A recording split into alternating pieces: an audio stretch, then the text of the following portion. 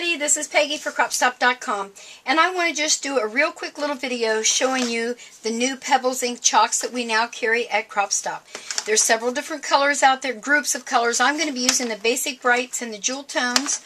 I'm also going to be using the Spellbinders Impossibilities. Can you see that one all right? There you go. This one is called Regal. So that's pretty good name. Now, I don't know if you remember how these work, but they're actually two-sided. So one side, the inside, when you emboss it, you get that. Let me get in the back in the film here. There you go.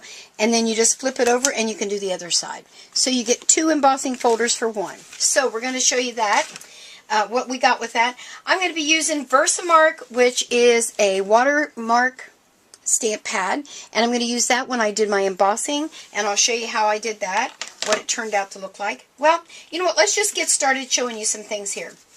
I'm going to use my Fisker stamp press thing. I love that thing. Alright, all I did for this, it's just a basic background that you can do. I embossed it using the Impossibilities, and then I just took my Versamark and I did paper to pad, ink pad, just like this. I simply then just took the inks, and you can use your finger, or let me just show you, they come with some really little nice applicator things here. See those little doodaddies right there? And you just stick your little cotton ball. Well, I don't think those are cotton balls. What are these little things called? Pom-poms, we called them. And you use them different colors. I have a whole bag that I found at a dime store years ago that are different sizes. So any of the pom-poms you can give, the little ones work the best, of course. And you just go right in and color. And because the Versamark is sticky, obviously, your chalks will stick right on there. So you can make it darker, you can make it lighter. Now the thing is, using the Versamark, I don't have to worry about putting a fixative on this. And look, it stays. Nothing on my fingers, see there? So it sticks to that. If you just do, I don't think it'll show up on here, but let's just do, if I just do chalk on here, look at my finger. So you've got to have some kind of fixative. Now, I can chalk things up and then go back, and this is not a craft item for most. For me, it's a big time. I used it for years. I go and I buy that cheap can of Aquanet hairspray for like $1 at the dollar store, and I have that in my studio, and when I do things with chalk or my pastels, I spray it with a real light mist of that, and Aquanet is awesome. Now, there's some expensive fixatives out there you can get at your local art stores, but I use Aquanet. So I figured if it held your hair up in those big beehive hairdos, it'll hold chalk on paper. So there's that. So you can make great backgrounds. Of course, I could have done it all in one color. I just wanted to show you some of the different colors that are in the basic set. Aren't those nice? Really cool. So there's that. Then what I did, excuse me, I'm going to bring in my stamp pad. I chalked that. Is that too stinking cool? What? I love it. And my little bow. I just love my little bow.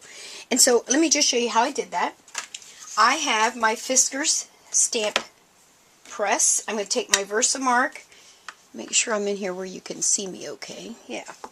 I'm going to ink her up. And you want to make sure that when you buy your Versamark, you also get you a refill. I always tell people to get your re-inkers for your ink pads. Really ink it up good. And then we're going to stamp it right on plain old white cardstock. Give it a good press. There we go.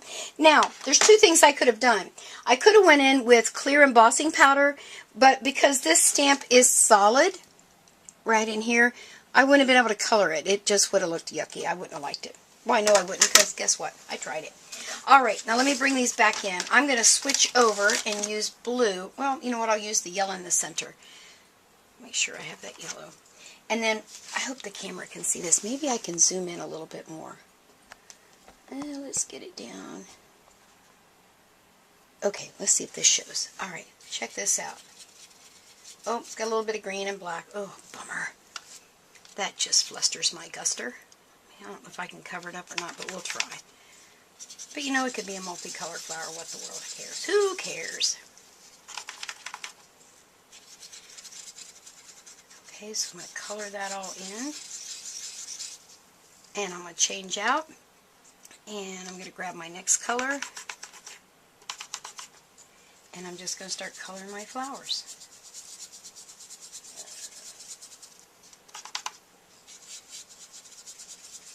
Now, I don't worry too much about going on the outside because I have my handy dandy electric eraser. Any good eraser would work.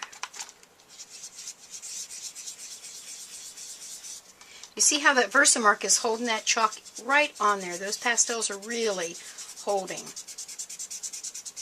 Now you could have gone back, excuse me, I could have gone in here and I could have done different levels of colors, but for time's sake, just wanted to give you a real quick look at how this goes on.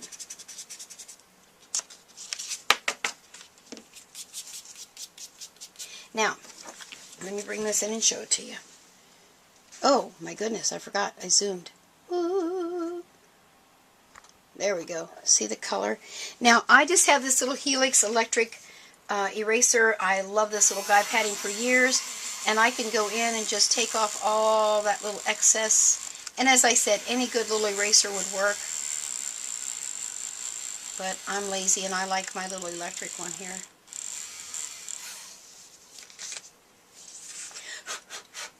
And even if I went in here and I said, oh, I don't like the way that black got on there, I can kind of erase it out a little bit.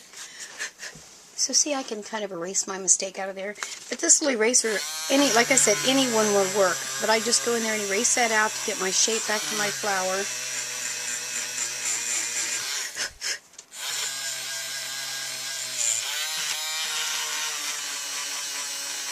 And there you go. And there's my flower. Let me bring this one back in and show you how stinking cute is that. There you are.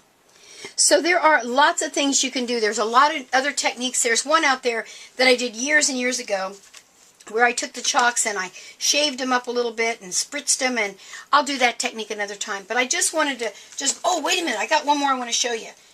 I used the punch and punched out a ton of butterflies for a class I was doing. And I thought, you know what? I'm going to keep that for a stencil. And so I did. And let me just show you how cool it is to do it a stencil. Let's see here, right up there. Let's get some of that chalk on here. Now this is one of those, because I don't have Versamark on there, I would have to go in and get my Aquanet hairspray or a fixative so that it wouldn't all brush off. And I'm going to use my finger. I think it'll just go faster. I like getting my fingers in my stuff, you know. I don't worry about that kind of thing. Excuse me. I apologize for clearing my throat so much. We've had weird weather here, and so it's a little hard for me with these darn allergies. Let's see if I can get some little yellow up in there. Just a little. There we go. So if you wanted to do some really cool pastel butterflies in a background, wouldn't that be awesome on a scrapbook page as your background, and then just pictures everywhere? And then you know me, because I'm a little anal, I'd have to get some of that off of there where it doesn't belong.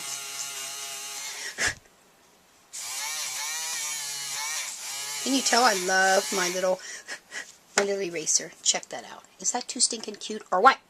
Alright, well, that's just a few things you can do with these pastel chalks. I'm telling you, they are just absolutely awesome. There's 30 in here, and you get the little pom-poms and the applicator, and as I said, there's several different groupings that you can get. The basic brights are my favorite. I use those probably the most. And don't forget to use a Spellbinders embossing folder. You can use lots of different embossing folders. These are great for accent background colors.